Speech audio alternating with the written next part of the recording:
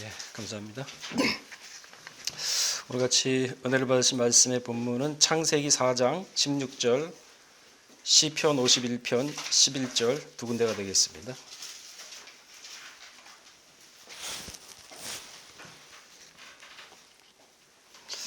(4장 16절) 말씀.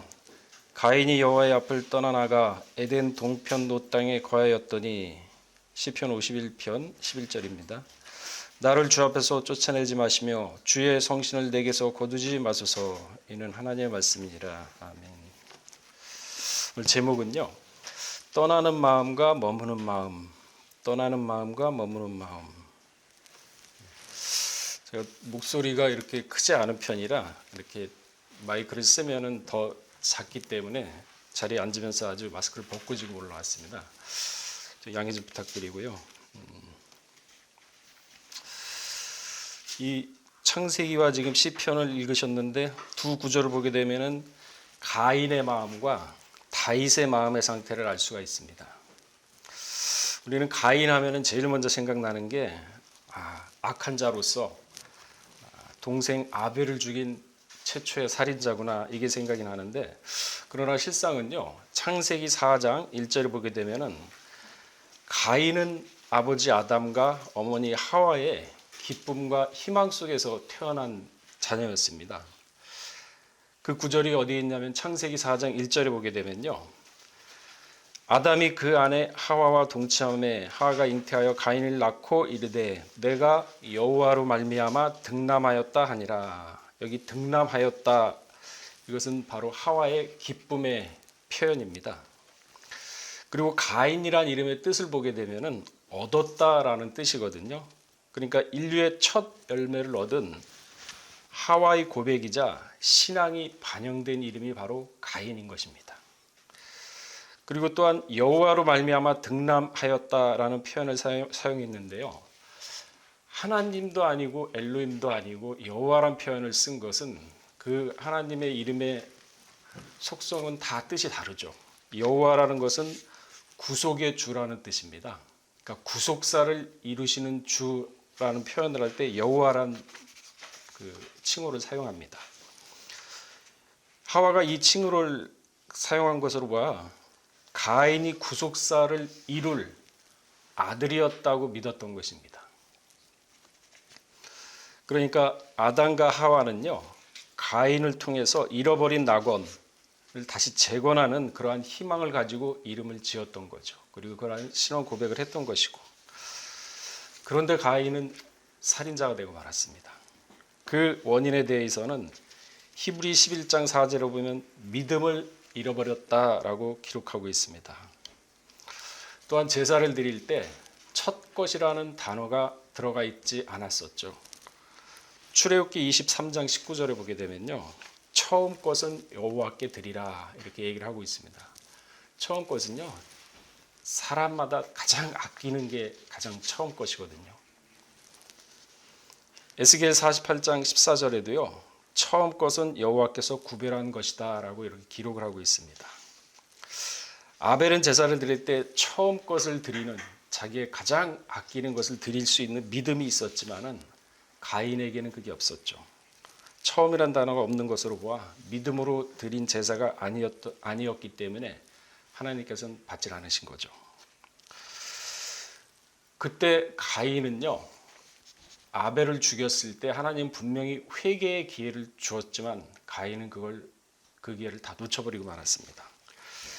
창세기 4장 7절에 보게 되면은 하나님은 가인에게 죄의 소원을 다스리라 하고 분명히 경고를 했거든요. 근데 가인은 그러하지 못했습니다. 하나님이 주신 회개의 기회를 놓치고 결국은 아벨을 죽이고 말았죠. 그 결과 가인은 어떻게 됐습니까? 하나님을 떠나서 놋 땅으로 가서 그곳에 거하였더라 그랬습니다. 여기 놋이라는 것은 방황하는 자, 도망하는 자라는 뜻을 가지고 있습니다. 그러니까 하나님을 떠나서 결국은 방황하는 삶을 선택을 한 것이죠. 떠나는 마음, 가인의 마음이었죠. 우리가 살다 보면은 하나님의 말씀과 동행을 하고 항상 하나님과 함께 한다는 그러한 믿음이 있다 그러면은 어떠한 일이 갑자기 닥친다 하더라도 마음이 든든하죠. 그러나 평상시엔 다 잊어버리고 있다가 급할 때 하나님을 찾으려고 그러면 마음이 정돈이 안 됩니다. 그래서 항상 1분 1초라도 말씀에서 떠나지 않고 말씀을 상고하고 사는 삶이 하나님과 동행하는 삶이죠. 잠언 19장 3절에 그 말씀이 있죠. 사람이 미련함으로 자기 길을 굳게 하고 마음으로 여호와를 원망하느니라. 그러한 사람 모든 것이 다 굽습니다. 제대로 되질 않죠. 이것이 바로 가인의 길이었던 것입니다. 패역의 길이죠. 결국은 망하는 길입니다. 반면에 다윗은요, 하나님을 떠날까 봐 굉장히 두려워했던 마음을 소유했던 것을 알 수가 있습니다.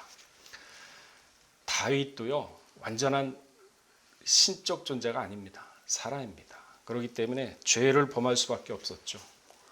우리아의 아내를 범하고 나서 그리고 나단 선지자의 책망을 받았을 때 다윗은 가인처럼 그 앞에서 떠나질 않았습니다.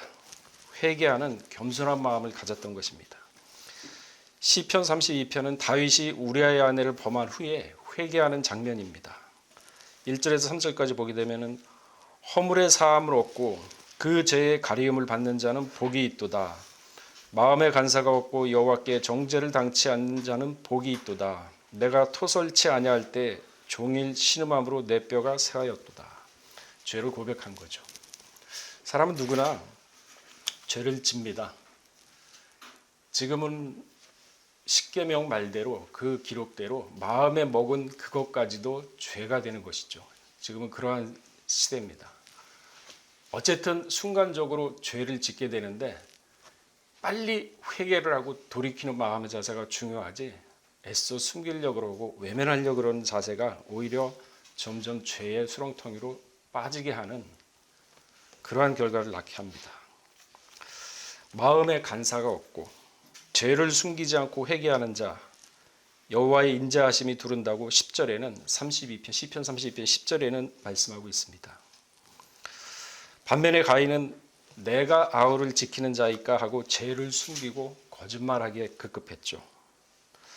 사람이 살아가면서 가장 중요한 게 있다면은 돈도 명예도 권력도 아닙니다. 의식주는 살아가는데 육신을 유지하는데 반드시 필요한 것입니다.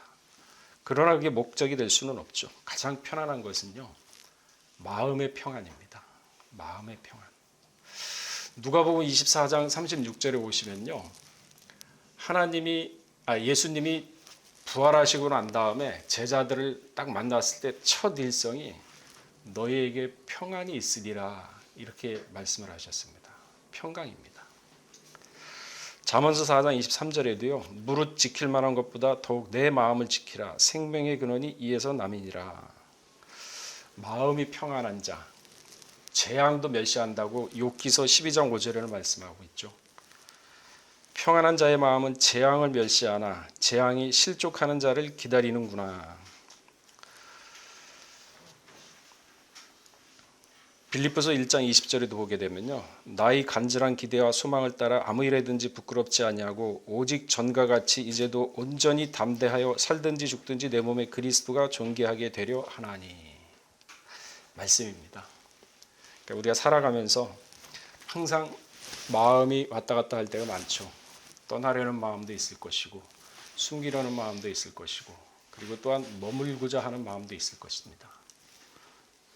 그때마다 간절히 기도하면서 나의 모든 것을 맡기고 의지할 때 그분은 반드시 하나님의 도움을 받죠.